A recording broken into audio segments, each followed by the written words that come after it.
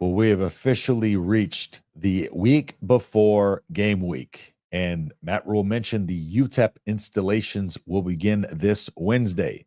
So we are ever so close to the season finally starting, counting down the days, looking for any details that we can to see what potentially this team has to offer on the field.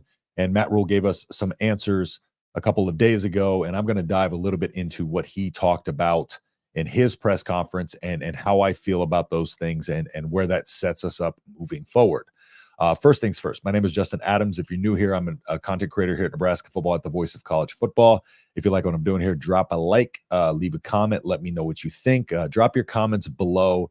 Let me know how you're feeling about the team going into this season. And also, I will be running a Google Hangout probably game week.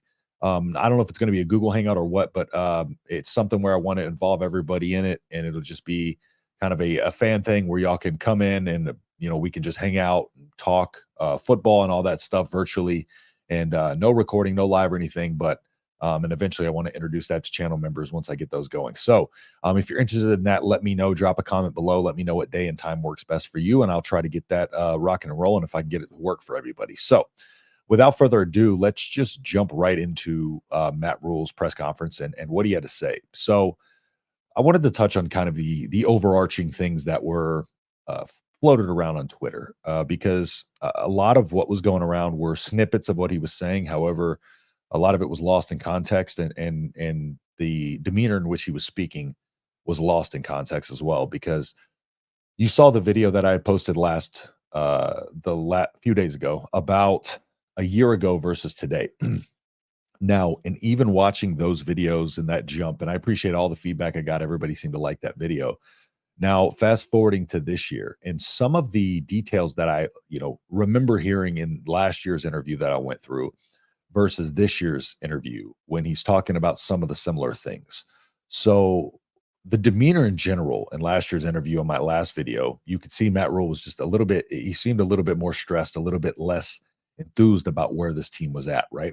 And when he was talking about turnovers and procedural penalties, because he mentioned those again for this last scrimmage. Okay, but when breaking those down, when he was talking specifically last year about those same things, he was talking about the team as a whole was turning the ball over left and right. They were having tons and tons of procedural penalties to where they couldn't get out of their own way. And it was still a defense that was being implemented and not fully, firing on all cylinders, et cetera, et cetera. Well, you fast forward to this year, and when he's talking about turnovers, he specifically mentioned that the first team offense had no turnovers, no turnovers from the first team offense. What he did say, he said the first two drives were kind of lackadaisical, right? But then they had a 14 play drive, and then they had an 11 play drive, and they were converting third downs, moving the ball, creating plays, making those big time plays to keep the chains moving. And the defense was doing a good job of not allowing the big play. And he said it was kind of like an iron sharpens iron type of deal, which it turns out to be, because this defense is significantly better than it was last year. And you still go out there against the first team offense a year later, and the first team offense is not turning the ball over, right? Now, when he was talking about what they need to do additionally to get this offense rocking and rolling, was they were held to 3 points a couple times, but they need touchdowns, right? So when he was talking about procedural penalties, he said there was like a couple of procedural penalties that kept them from getting over the hump and being able to turn those into touchdowns. Now, last year they were stalling out drives altogether when they were doing the scrimmages and stuff like that. And it was a big pain in their side and a thorn in their side.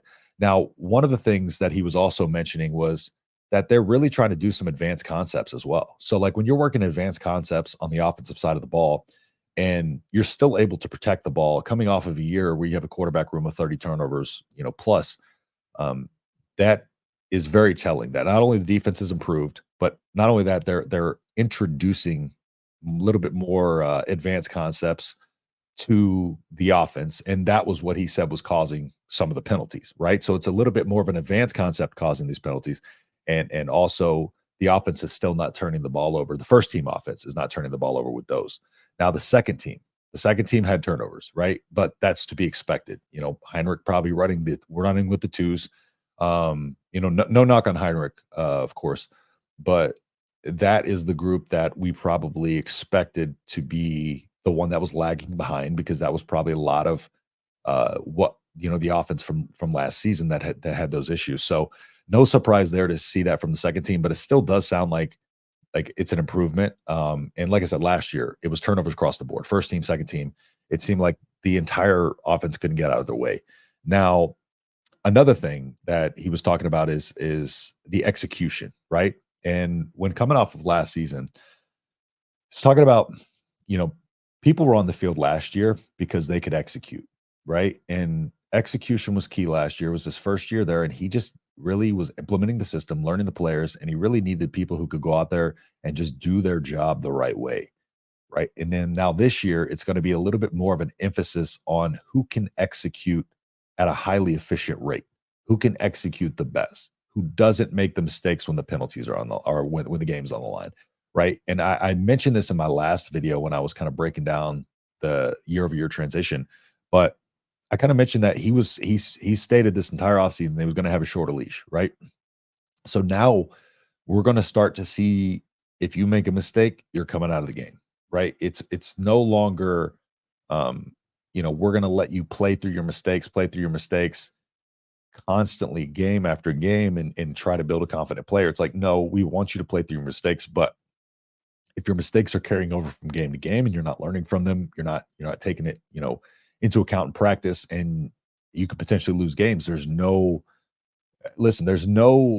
we can't lose games anymore at this point. We have to have the ability to, if we're in games, we can't have small things taking us out of games and have us lose them. We need every win we can get, as we've seen in the past. Nebraska needs every win they can get, because we don't know what's going to happen from week to week, right? And so you want to get as many of those wins as you can in those close games, especially before we get to that back half of that schedule. So we need guys that are going to come out the gates and be able to execute at a high level immediately. We do have a couple tough games. Illinois is physical, Rutgers is very physical, and this is not a walk in the park. So this team's going to need to operate highly efficiently, and I do think that with the defensive improvements, the fact that the first team offense sounds like they did pretty good overall. And right now it's a differentiator between Matt Rhule saying this team's good but not great just yet, right? And on top of that, he did touch on a couple of other things that has been a big question mark, right?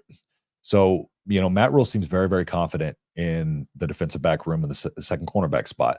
It appears that, it'll be an opportunity for, of course, Bly to return beforehand, before the season starts. We'll see how that turns out to be. I'm not sure if he's going to be ready for week one, or if they're going to try to slide him out there in a little bit of a, condensed playing time, load management type of style. So beyond that, when talking about the offensive line, which is the other pressing question of this offseason, or recent news this offseason, losing the left side of the line, specifically the tackle spot. So Corcoran, Gunnar Gatula, and Grant Bricks are going to be the three that he mentioned at that spot, right? Of course, Turner Corcoran is probably the incumbent starter. It's going to be harder for the younger guys to play. Hopefully Corcoran can come in there and really, show his mettle. I'm not going to sit here and say he's going to be bad. I'm not going to, because I want to root for him. I want him to do well. So let's just see what Rhule has done with him this offseason and see what he puts out on the field before we start to panic. Because again, they were running this offensive line out there for the scrimmage, and Matt Rhule seemed to not really have too many complaints, and he seemed confident in it. And again, as we saw from my previous video, he is very transparent. He will be open if he doesn't think the line's executing at a high level. So, I think we have reason to feel good about the line in general, but the depth, again, is still a little bit concerned on the left side of the line. You have Justin Evans, who can rotate center to guard. You have some versatile linemen there that'll be very, very valuable, but the line needs to efficiently operate, because that is the main key for this offense. And I had asked a question. Somebody asked me a question on a show the other day. What percentage of Rhule's success did I think would be from the offensive line? And I said about 85%, right? Because I took into account everything. The run game, keeping him protected, being able to move the pocket with him, understanding him and his play style. But it's all the more important to keep Rhule clean. And again, if they clean up these procedural penalties, and he said we got 2 weeks to clean it up. Rhule doesn't sound very. He sounds confident that they're going to be able to get these things resolved and get them going at a highly efficient level before the season starts. So, a lot to feel good about, right? And again, a lot of this stuff seems like it was taken out of context when the turnovers were mentioned, and a lot of people are like, "Oh, turnovers, like they're turning the ball over at a high level." No, but like I think that was the value in looking at last year's breakdown and just seeing the difference in the demeanor and the way he carried himself and the way he talked about this team. He didn't mention this team being great a single time last year. But now he's like, we were a big moment, a procedural penalty, or a big play away from having a great day. And I think that's something that Husker fans can find solace in, is that this first team offense that we anticipate and expect to execute was executing at a high level, quarterbacked by, of course, Dylan Rhule. So that's our guy. That's the guy we're going to be out there with. And it's probably, he didn't specify where the turnovers were coming from, but part of it probably had to do with the quarterback position. And I don't think we're really stretching outside the box to say that. So hopefully the second team offense can kind of get it together. Again, no telling where the turnovers were coming from. So I don't want to blast on the entire second team offense, and I don't think he did either. And it was said about 3 or 4 turnovers. So it wasn't the greatest day, but again, another year of a super improved defense. We got players left and right all over that field. And the defense is going to be really good this year. Javen Wright's out, of course. That one hurts. That really, really hurts. But now we have an opportunity to see some other guys step in there. And Rhule feels really good about where we're at with the linebacker position as a whole, but there's no way around it. Javen Wright, absolute stud on this team, and he was going to be a big time piece. Now he still may be back at some point this season, hopefully sooner rather than later. But we got guys ready to step up, in his place for the time being. Vincent Shavers, we got Steph Thompson in the linebacker room too that I love.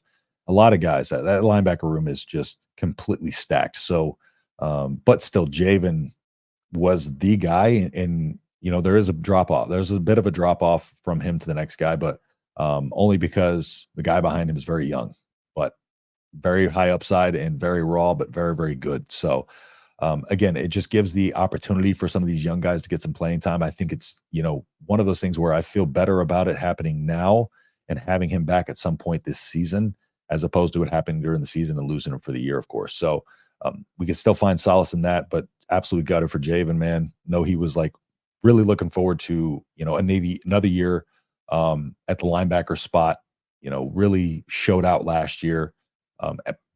First time playing linebacker. So it was a impressive season, and really wanted to see him continue to grow there. So, but yeah, that was kind of the gist of it. And the last thing, Mosey really helping with ball security on the offensive side. Forgot to touch on that at the beginning, but Jamar Mosey helping with the ball security. Matt Rhule saying he's doing a great job. And I mean, he just got here. So he's going to continue to work these things, work with these guys on holding onto the ball, keeping it tight, keeping it, the 3-point, hold it to your body or get 2 hands over it, whatever you got to do to protect it. They're teaching them the right way. And they're having these extra coaches is apparently helping being able to have somebody focus on specifically those details. So, overall, year over year, this jump seems to be drastic in terms of just how Matt Rhule talks about it and his demeanor and everything, and how much more confident he feels in saying that this team is close to being great, right? They're right there at being great. Where last year he wasn't really mentioning that word. He said, we're good. We're going to be a good team, right?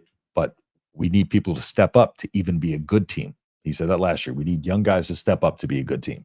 Now he's saying they're just a couple of breaks and dumb mistakes away from being a great team. So let's hope that they're able to clean what little they have to clean up before the UTEP game. Again, he mentioned Scotty Walden, great coach. I've talked about it plenty on this channel.